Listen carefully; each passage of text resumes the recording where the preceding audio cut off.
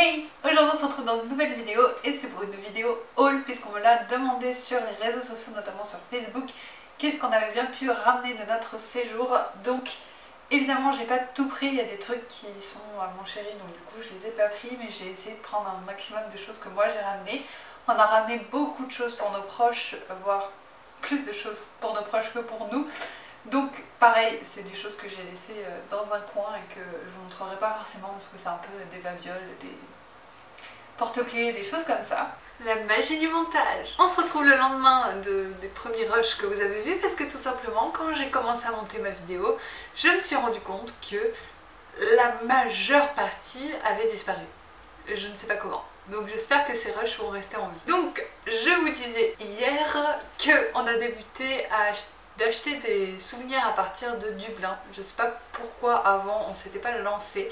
Du coup on a fait plusieurs villes avant, comme vous avez pu voir d'ailleurs dans le premier vlog. Si vous l'avez pas encore vu, je vous le mets dans le petit i, je sais plus de quel côté c'est. Et du coup à Dublin on a acheté chacun un pull. Donc je vais vous montrer que le mien. Et heureusement qu'on l'a pris parce que ça a été mon meilleur allié pendant tout le reste du voyage. Donc c'est un pull tout simple en sweat avec capuche comme ceci.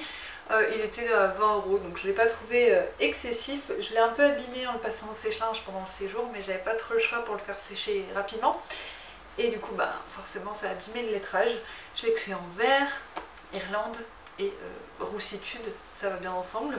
Donc voilà, je l'adore. C'est un pull molletonné assez simple, mais qui me permet du coup de me souvenir de mon séjour à Dublin, qui est d'ailleurs, je pense, ma ville préférée de toutes celles que nous avons visité. Donc au niveau de la collection que j'ai commencé à bien agrandir avec ce voyage, ce sont les pins, parce que ça fait un moment déjà que j'en récupère en brocante, etc.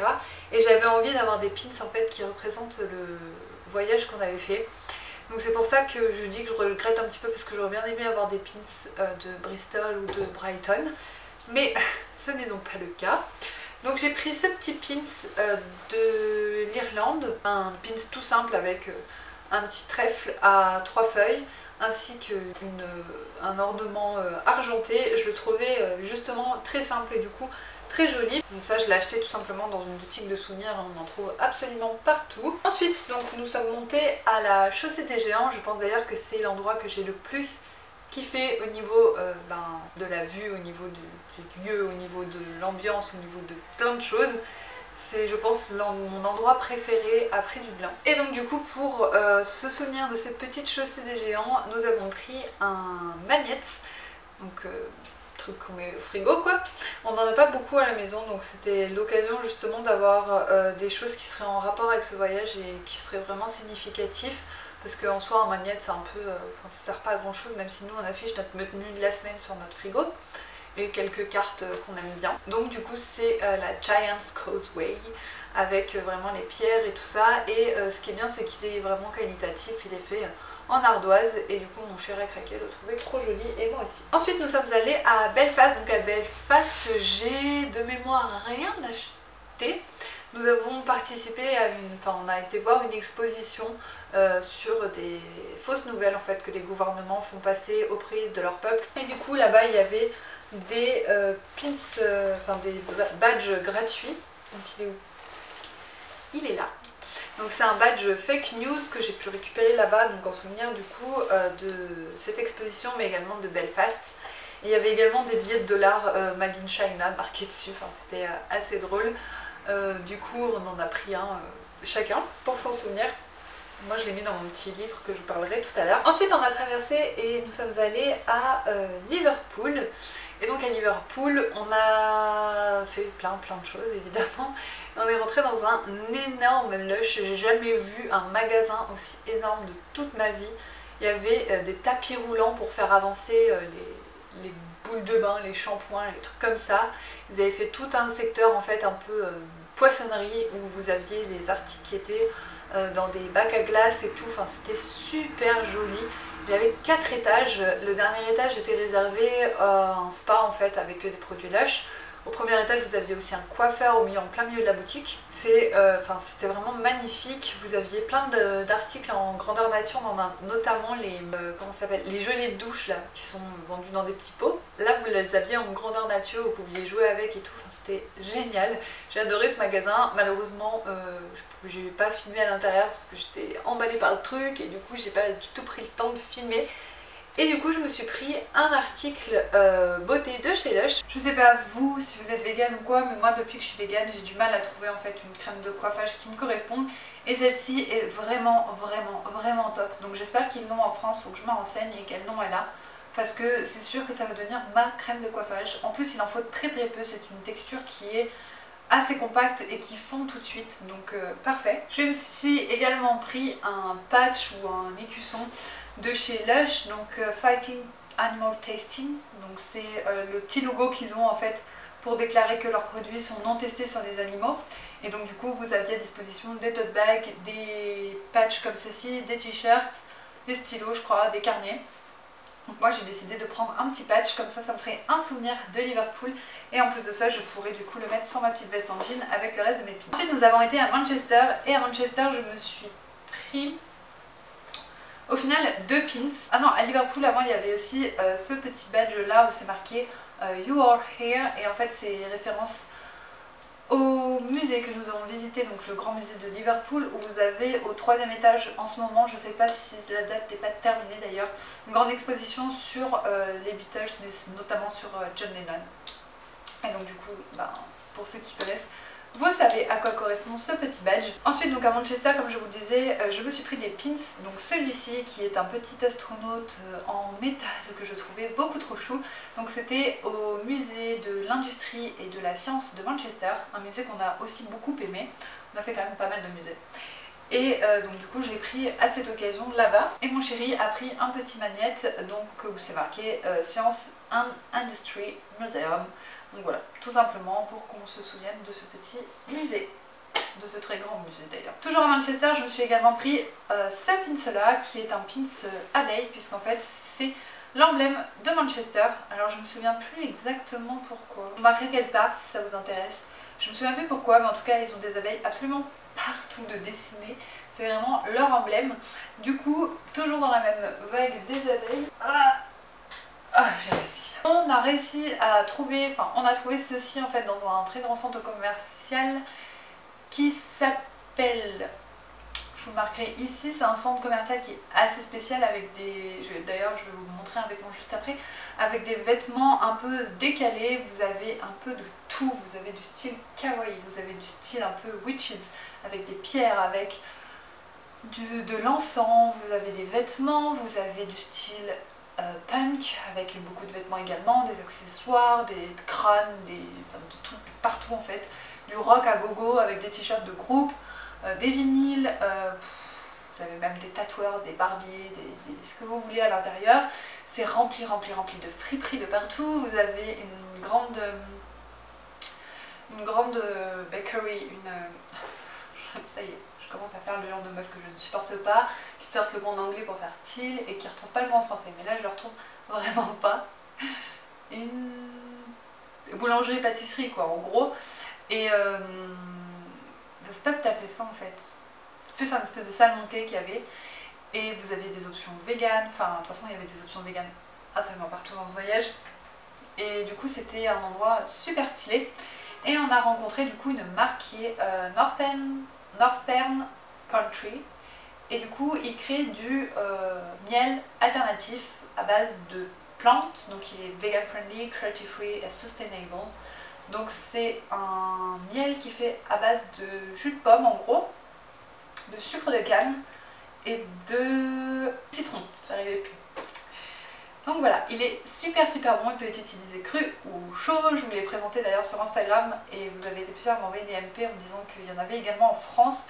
Et je connaissais pas en fait la marque qui pouvait envoyer en France, mais apparemment Northern Country, d'après ce que mon copain m'a dit parce qu'il a parlé un peu plus que moi avec la personne qui était là au stand, envoie également en France si jamais ça vous intéresse. Donc je vous mettrai leur site internet en barre d'infos. Il n'y a pas de partenariat, il n'y a rien. C'est juste qu'on a juste craqué sur ce miel qui est juste divin et qui fait pas de mal aux appels. Je vous le disais donc, mon chéri m'a offert un t-shirt à Manchester dans ce fameux centre commercial. Je lui en ai également offert un, mais bon, je l'ai laissé dans son armoire. Je préfère vous montrer mes affaires. Et donc il m'a offert celui-ci. Oui, c'est mon premier t-shirt Young Friendly, qui est pas... Enfin, je sais pas s'il est friendly parce qu'en fait à chaque fois que je le porte, en tout cas en Angleterre, tous les gens fixaient mon t-shirt. On a même fait un jeu au bout d'un moment parce qu'on n'en pouvait plus de marcher, on était avec notre sac à dos et tout. Et on s'est dit on va compter le nombre de personnes qui regardent mon t-shirt et qui me dévisagent. Et au bout d'un moment on n'arrivait même plus à compter tellement qu'il y avait du monde qui le faisait. C'est un t-shirt qui je pense fait un tilt dans le regard des gens, c'est assez sympa. En tout cas moi je l'adore et donc c'est marqué... Nous ne sommes pas des ingrédients, vous avez un petit cochon, une petite vache et un poussin. Trop chaud. Et enfin il reste Londres, donc je vais vous montrer ce que nous avons trouvé à Londres pour nous-mêmes. Bah pas grand chose en fait, c'était un peu la fin du voyage, hein, donc c'était un peu no money. Et on a pris pour les enfants, histoire de leur amener un petit truc, et franchement c'est pas donné, hein. C'est vraiment pas donné, mais bon, c'était beaucoup trop chou et puis de bonne qualité, donc on s'est dit qu'on allait leur ramener un petit truc. Donc pour le fils de mon chéri, on lui a pris une peluche habillée en... un nounours en fait, habillé en gendarme avec la tenue londonienne. Et pour la petite, on lui a pris un petit nounours également, mais là cette fois-ci il est habillé en garde royale avec du coup, bah, je vais dire la tenue londonienne, mais il n'y a pas beaucoup de gardes royaux en Angleterre, de toute façon ça peut que venir de Londres. Donc voilà, c'était juste à côté de Buckingham Palace, donc forcément. Et les deux nous ont coûté 11 € chacun. Quand je vous dis que c'est pas donné pour des petites peluches, mais c'est vrai qu'ils sont vraiment très choux, et puis au moins ils les garderont un petit moment dans leur vie. Au début on partait pour des vêtements ou quoi, mais ce qu'il y a c'est que les enfants s'agrandissent tellement vite qu'on sait pas quoi prendre. Pour nous on s'est pris des cartes postales, donc en fait il y en a beaucoup, je vous les montrerai tout à l'heure, je vous ferai une espèce de gros plan. On s'est pris des cartes postales de beaucoup d'endroits, dans beaucoup de villes, notamment à Dublin, à la Chaussée des Géants, à Londres, c'est celle-ci qu'on a pris, je crois que j'en ai pris une autre. Et j'en ai pris une autre. Et au musée de Manchester. Et donc en fait, c'est des cartes postales qu'on s'est dit qu'on allait afficher tout simplement pour se souvenir. Celle-ci, c'est une carte postale du musée de Sherlock Holmes, qu'on n'a malheureusement pas pu faire parce qu'on arrivait en fin de journée, il fallait qu'on rentre à l'auberge et on avait pas mal de routes à pied, on avait une heure, plus d'une heure. Et il y avait la queue, mais comme pas possible devant ce musée, donc on s'est dit on va rentrer à pas d'heure. Et le lendemain on partait pour Harry Potter, donc il fallait qu'on soit reposé. Donc du coup malheureusement on n'a pas pu faire ce musée, mais on a été à la boutique qui était juste à côté. Et du coup j'ai pris une petite carte postale pour pouvoir me souvenir de ce moment et de cette devanture de musée, de cet univers qui est Sherlock Holmes et qu'on adore tous les deux. Donc du coup on l'a accroché en fait dans la maison, on l'a encadré et ça rend super mignon. C'est tout pour Londres. Ensuite nous avons donc été, comme je vous le disais, au studio Harry Potter, n'est-ce pas? Et je me suis pris deux pins, donc en fait c'est un lot, vous avez celui-ci avec écrit Félix Félicis et le deuxième qui est juste là en face, où c'est tout simplement en fait la potion qui est vraiment, je l'ai trouvé magnifique. Il y avait tellement de pins qui me donnaient envie, que ce soit par rapport aux maisons, que ce soit par rapport à Poudlard, que ce soit par rapport au mange-mort, que ce soit par rapport à tellement de trucs d'hobby. Enfin il y avait vraiment beaucoup de pins. Donc pour une fan de pins c'était juste casse-tête sans fin. Mais j'ai réussi à me décider et je me suis dit que celui-ci était pas mal, puisque déjà il y en avait deux pour le prix dedans, ce qui n'était pas le cas des autres. Et puis parce que bah, je sais pas, j'ai une petite affection pour cette petite potion qui pourrait nous permettre d'accomplir de grandes choses. Et donc j'ai décidé de prendre la potion Félix Félicis. Au studio j'ai également pris un marque-page, alors ce qui n'a rien à voir avec le livre que je suis en train de lire en ce moment, n'est-ce pas? Donc c'est un marque-page de chez Serpentard, comme vous pouvez le voir il y a le serpent qui ressort juste ici. Et vous avez en fait l'emblème de la maison à l'intérieur. Il est vraiment très beau avec marqué Tiberine. Je trouve vraiment magnifique. Je voulais un marque-page en papier, je voulais pas quelque chose en métal en fait à la base, parce que je pensais pas qu'ils en faisaient déjà. Et en fait quand je l'ai vu je me suis dit que ben, c'était ce qu'il me fallait. Puisque déjà c'était quelque chose de beaucoup plus durable que du papier, que c'était un meilleur matériau et qu'en plus de ça il était tellement canon. Donc j'ai craqué pour ce petit serpent. J'ai également pris une chocolate frog, c'est-à-dire une choco-grenouille en français. et elles sont juste énormes. J'imaginais pas un truc comme ça. Je sais que Warner Bros en avait ressorti enfin Noble Collection peut-être, je sais plus, en beaucoup plus petit, beaucoup plus fidèle, où c'était une boîte en métal, etc. Là c'est la boîte papier qu'on achète au studio. Ça coûte une blinde, ça coûte 9 €, même plus d'ailleurs, 8 livres 99. Et à l'intérieur du coup moi j'ai eu cette petite carte qui est Engist of Woodcraft, que je ne connaissais absolument pas. Et voilà, bon, j'aurais préféré avoir un personnage un peu plus connu, enfin que moi je connaissais au moins. Mais bon, ça me va également. Au moins je me dis que j'ai ma petite carte de Choco-Grenouille et ma petite boîte. Je sais pas du tout comment je vais faire pour la conserver sans qu'elle s'abîme. Elle est en papier, je me dis que déjà rien qu'au prochain déménagement elle va être toute écrasée. Donc il faut que je regarde sur internet comment je pourrais la plastifier ou trouver une solution pour qu'elle reste en bon état. Mais je la trouve super jolie, rien que déjà dans mon backpack vous pouvez voir qu'elle est toute abîmée malheureusement. Pour terminer, au studio je me suis pris cette écharpe de Gryffondor que je trouve juste sublime, que je vais adorer porter, que ce soit cet automne ou cet hiver. Elle est moyennement chaude, donc ce sera plus pour l'automne peut-être.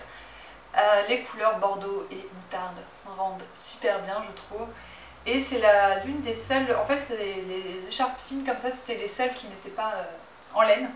Donc du coup j'ai choisi celle de Gryffondor parce que je la trouvais beaucoup plus jolie. Celle de Serpentard est dans les tons donc, de vert et de gris et je sais pas. Une fois devant je l'ai trouvée beaucoup moins belle, donc j'ai décidé de prendre celle-ci. J'ai hésité avec la pousse souffle qui était vraiment canon aussi. Mais bon, vu que je suis un chapeau flou Serpentard Gryffondor, j'ai pris la Gryffondor. Pour terminer, je vais vous parler de quelque chose. Donc c'est mon carnet de voyage que j'ai fait juste avant de partir, que j'ai commencé à écrire juste avant de partir. Et je trouve que c'est en fait une bonne alternative pour pouvoir se souvenir de tout ce que vous avez pu vivre. Donc moi j'avais fait une page avec les personnes que nous avions rencontrées. Donc j'avais commencé par l'Angleterre parce que nous avons fait l'Angleterre, l'Irlande du Sud, l'Irlande du Nord. Nous avons retraversé l'Angleterre et nous sommes rentrés en France. Et du coup à la base on devait aussi aller en Écosse, mais on a dû écourter un peu le voyage. Donc j'avais commencé à mettre les endroits à visiter par rapport à chacune des villes, etc. avec le budget pour qu'on s'y retrouve une fois qu'on était là-bas. Et tous les jours en fait j'ai écrit dans mon journal. Donc il y a des journées plus longues que d'autres, là par exemple elles étaient plutôt courtes. Ce que j'ai également fait du coup quand je suis rentrée, c'est que j'ai collé tous les supports papier, les tickets, les trucs que j'ai pu garder. Donc là par exemple vous avez notre place de l'entrée au château de Cardiff quand nous étions au Pays de Galles. Je sais pas si c'était Pays de Galles, on a fait le Pays de Galles également. Qu'est-ce que je peux vous donner d'autre comme exemple? Là vous avez le billet qui nous a permis de traverser du Pays de Galles pour aller en Irlande. Ici vous avez beaucoup de choses, de petits trucs que j'ai pu garder en fait de l'Irlande, etc. Si jamais une vidéo sur mon carnet de voyage peut vous intéresser, n'hésitez pas à me le dire. Mais voilà, c'était pour finaliser un peu cette vidéo, c'est que moi à votre place je garderai tous les petits bouts de papier, les places, les choses que vous avez pu récolter pendant votre voyage, et ça vous fait des souvenirs certes éphémères puisque le papier se dégrade, mais gratuit. Et c'est des choses, voilà, moi je les ai collées dans mon carnet, je sais que mon carnet il est plastifié, je sais qu'il va me durer longtemps et que je vais le chérir et que je vais pouvoir le relire et retomber sur ces tickets, sur ces choses et me dire ah oui c'est vrai, le château de Cardiff c'était comme ça, comme ça, comme ça. Certes les photos et les vidéos que j'ai pu faire vont également me servir de souvenir, mais je trouve qu'une version papier c'est aussi très très bien, surtout quand vous avez écrit tous les jours et tout, que vous avez vraiment mis vos pensées, vos ressentis sur papier, vous pouvez vous réimmerger en fait dans votre voyage et je trouve ça super intéressant. J'espère que ce haul vous aura plu, n'hésitez pas à me dire dans les commentaires si ça vous a plu. On se retrouve très bientôt dans un futur vlog, dans un prochain vlog. Normalement le vlog numéro 2 va bientôt arriver, vous pourrez découvrir avec nous le Pays de Galles. A très bientôt dans une prochaine vidéo, donc ciao!